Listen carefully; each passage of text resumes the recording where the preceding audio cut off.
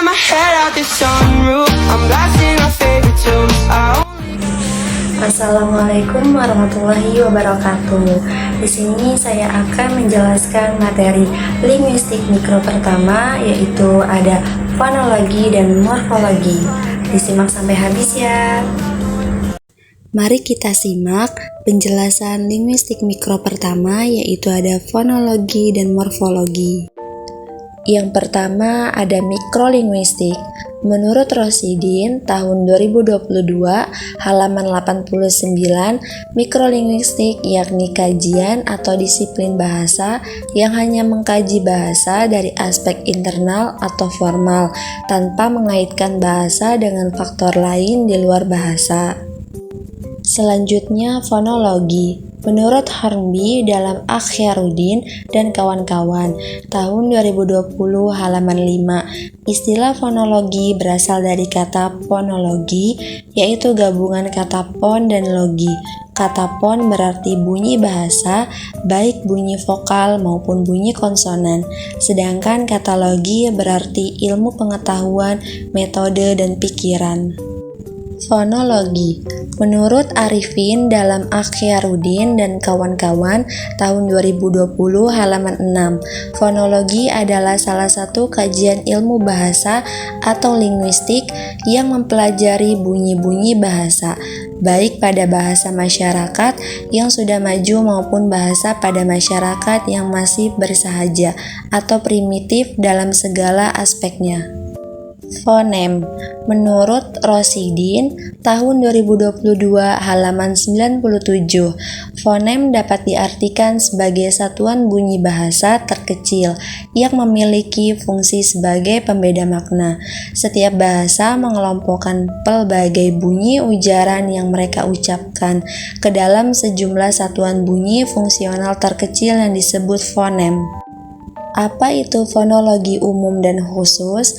Menurut Akhyarudin dan kawan-kawan tahun 2020 halaman 6, fonologi umum ialah ilmu yang mempelajari bunyi-bunyi bahasa dari berbagai bahasa. Fonologi umum merupakan ilmu yang membicarakan masalah bunyi-bunyi bahasa secara umum, tanpa memperhatikan apakah bunyi bahasa yang dibicarakan itu terdapat dalam satu bahasa tertentu atau tidak.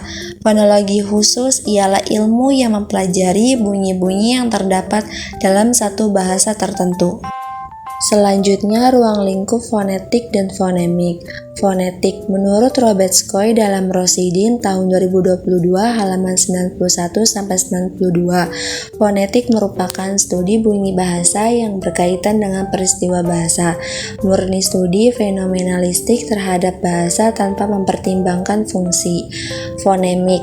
Menurut Pratiwi dan Widyaningrum tahun 2019 halaman 8, fonemik merupakan suatu cabang studi fonologi yang mengkaji suatu bunyi bahasa dengan lebih memperhatikan fungsi bunyi sebagai pembeda makna. Misalnya pada kata buruk dan busuk, kedua kata tersebut dibedakan dengan huruf R dan S, maka R dan S tersebut dapat membedakan makna dari kata buruk dan busuk. Dapat disimpulkan bahwa kedua bunyi tersebut adalah fonem yang berbeda dalam bahasa Indonesia, yaitu fonem R dan fonem S. Bidang kajian fonetik. Yang pertama, fonetik fisiologis. Menurut Lieberman dalam Rosidin tahun 2022 halaman 92, fisiologi adalah suatu bidang ilmu pengetahuan yang mengkaji tentang fungsi fisiologi manusia. Yang kedua, fonetik akustis. Menurut Malmberg dalam Rosidin tahun 2022 halaman 92, kajian fonetik akustis bertumpu pada struktur fisik bunyi-bunyi bahasa dan bagaimana alat pendengaran manusia memberikan reaksi kepada bunyi-bunyi bahasa yang diterimanya. Yang ketiga, fonetik auditoris. Menurut Rosidin tahun 2022 halaman 93, fonetik auditoris atau fonetik persepsi ini mengarahkan kajiannya pada persoalan bagaimana manusia menentukan pilihan bunyi-bunyi yang diterima alat pendengarnya. Selanjutnya, alat ucap. Menurut Hans Lapoliwa dalam Akhyarudin dan kawan-kawan tahun 2020 halaman 21, alat ucap adalah paru-paru, pita suara, lidah, bibir, dan sebagainya. Selain sebagai alat ucap, dia berfungsi juga dalam meneruskan kelangsungan hidup manusia. Macam-macam klasifikasi bunyi. Menurut Rosidin tahun 2022 halaman 104, klasifikasi bunyi segmental terdapat macam-macam kriteria, yaitu pertama, ada tidaknya gangguan, yang kedua, mekanisme udara, ketiga, arah udara, keempat, pita suara, kelima, lubang lewatan udara, keenam, mekanisme artikulasi, ketujuh, cara gangguan, kedelapan, maju mundurnya lidah, kesembilan, tinggi rendahnya lidah, yang 10, bentuk bibir. Dan selanjutnya ada materi morfologi. Menurut Cher dalam Rosidin tahun 2022 halaman 110, kata morfologi diadaptasi dari kata morphology dalam bahasa Inggris. Kata morfologi berasal dari morph yang memiliki arti bentuk dan logi yang mengandung arti ilmu. Secara harfiah, kata morfologi mengandung arti ilmu tentang bentuk. Pengertian morfologi. Menurut Ramlan dalam Tarigan tahun 1985 halaman 4, morfologi ialah bagian dari ilmu bahasa yang membicarakan seluk-beluk bentuk kata serta pengaruh perubahan-perubahan bentuk kata terhadap golongan dan arti kata, atau morfologi mempelajari seluk-beluk bentuk kata serta fungsi perubahan-perubahan bentuk kata itu, baik fungsi gramatik maupun fungsi semantik. Satuan analisis morfologi. Menurut Rahyono dalam Rosidin tahun 2022 halaman 110, satuan terkecil pada subsistem morfologi adalah morfem, sedangkan satuan terbesar adalah kata. Secara garis besar, morfologi mempelajari bentuk kata, proses pembentukan kata atau proses morfologis, dan makna, dalam hal ini gramatikal morfem. Adapun tipe analisis morfologi yaitu pertama, morfologi sinkronik. Menurut Tarigan tahun 1985 halaman 4, morfologi sinkronik menelaah morfem-morfem dalam satu cakupan waktu tertentu, baik waktu lalu ataupun waktu kini. Secara singkat, yang menjadi garapan morfologi sinkronik adalah sebagai berikut: A. Morfem leksikal dan morfem sintaktik. B. Morfem bebas dan morfem terikat. C. Morfem dasar dan morfem imbuhan. Yang kedua yaitu morfologi diakronik.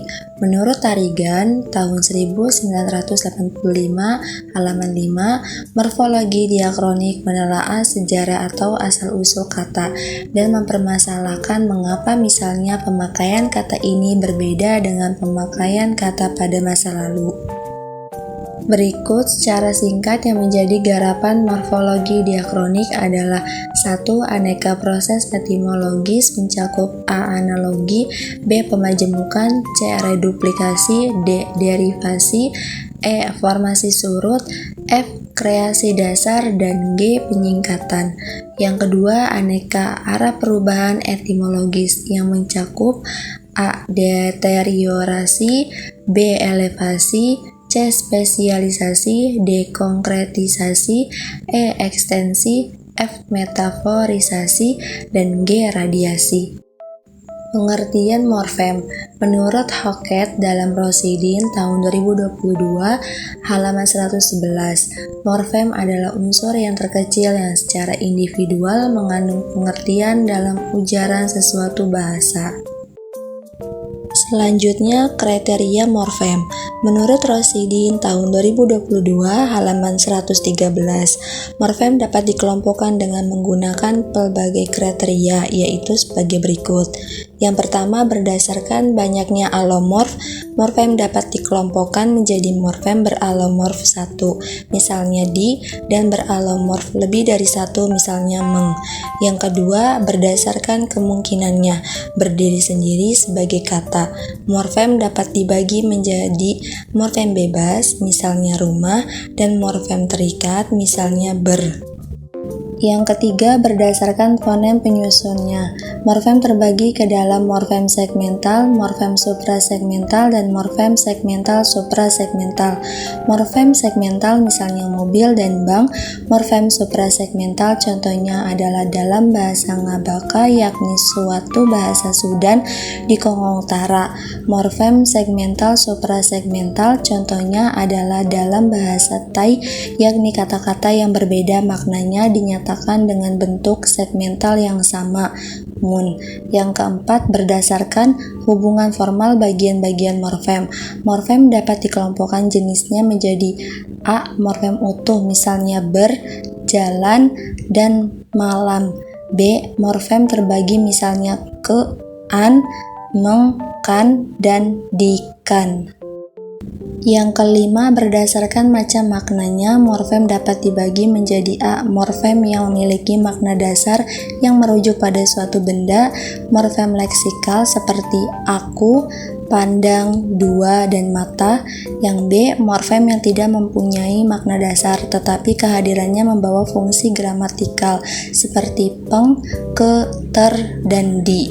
Yang keenam, berdasarkan kebebasan dan potensi maknanya, morfem dapat dibagi menjadi A. Morfem bebas, yakni morfem yang dapat berdiri sendiri sebagai kata, misalnya mobil, buku, dan uang. Yang B.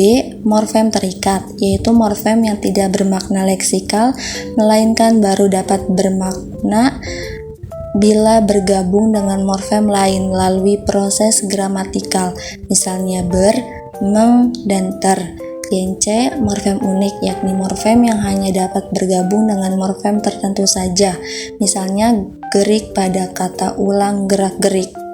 Selanjutnya, pengertian morf dan alomorf. Menurut Kenj Tono dalam Rosidin tahun 2022 halaman 115, morf dan alomorf adalah dua nama bagi wujud yang sama.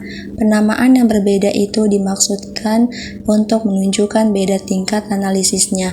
Jika wujud itu atau yakni satuan terkecil yang bermakna tidak dikaitkan dengan morfem tertentu, wujud itu menjadi alomorf morfem tersebut. Proses morfemis. Menurut Parera tahun 1994 halaman 18, proses morfemis merupakan proses pembentukan kata bermorfem jamak baik derivatif maupun inflektif. Proses ini disebut morfemis karena proses ini bermakna dan berfungsi sebagai pelengkap makna leksikal yang dimiliki oleh sebuah bentuk dasar. Di samping sebutan proses morfemis ini juga disebut proses morfologis. Berbagai proses morfemis. Pertama, proses afiksasi. Menurut Parera tahun 1994 halaman 18, proses afiksasi merupakan satu proses yang paling umum dalam bahasa. Proses afiksasi terjadi apabila sebuah morfem terikat, dibubuhkan atau diletakkan pada sebuah morfem bebas secara urutan lurus. Proses afiksasi dibagi menjadi dua tipe. A. Infleksi, yakni menimbulkan satu perubahan bentuk atau kata bermorfem jamak, dan bentuk-bentuk ini secara sintaksis tidak mempunyai ekuivalen dalam distribusi sintaksis dengan sebuah kata bermorfem tunggal. B. Derivasi, yakni apabila sebuah kata bermorfem jamak secara sintaksis berdistribusi dan mempunyai ekuivalen dengan sebuah kata bermorfem tunggal. Distribusi infleksi lebih luas daripada derivasi. Yang kedua, proses reduplikasi atau perulangan. Menurut Rosidin tahun 2022 halaman 116, reduplikasi merupakan proses morfologis dengan cara mengulang morfem dasar, baik seluruh maupun sebagian. Misalnya jalan-jalan, jejaring, bersama-sama, dan gerak-gerik. Yang ketiga, proses pergantian intern. Menurut Parera tahun 1994 halaman 19, sebuah kedua, morfem dasar bebas dapat mengalami perubahan dalam tubuhnya sendiri dengan adanya pergantian salah satu unsur fonemnya baik konsonan, vokal, maupun ciri-ciri suprasegmental. Yang keempat, proses komposisi atau pemajemukan. Menurut Rosidin tahun 2022 halaman 117, komposisi merupakan proses pembentukan kata dengan cara menggabungkan leksem dan leksem. Komposisi membentuk satu kata dari dua atau lebih dari dua morfem. Misalnya matahari, kereta api, kaki lima, dan sapu tangan. Yang kelima, proses suplisi. Menurut Rosidin tahun 2022 halaman 117, suplisi merupakan proses morfologis yang menyebabkan terbentuknya kata yang satuan fonologisnya sama sekali baru. Misalnya pembentukan kata go, pergi, atau kala kini menjadi when, pergi, atau kala lampau dalam bahasa Inggris. Yang keenam, proses modifikasi kosong. Menurut Rosidin tahun 2022 halaman 118, modifikasi kosong merupakan proses morfologis yang tidak menimbulkan perubahan pada bentuknya, tetapi terjadi perubahan konsep. Misalnya pembentukan kata fish, ikan, atau tunggal menjadi fish, ikan, atau jamak dalam bahasa Inggris. Yang ketujuh, proses abreviasi.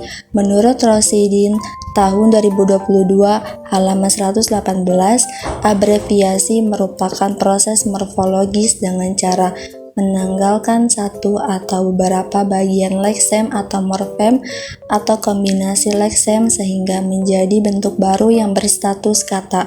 Misalnya kata singkatan UMR, upah minimum regional. Selanjutnya, proses morfofonemik.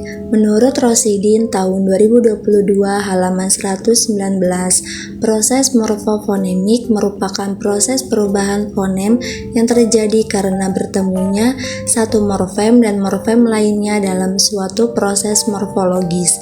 Proses morfofonemik disebut juga proses morfofonologi. Berbagai proses morfofonemik.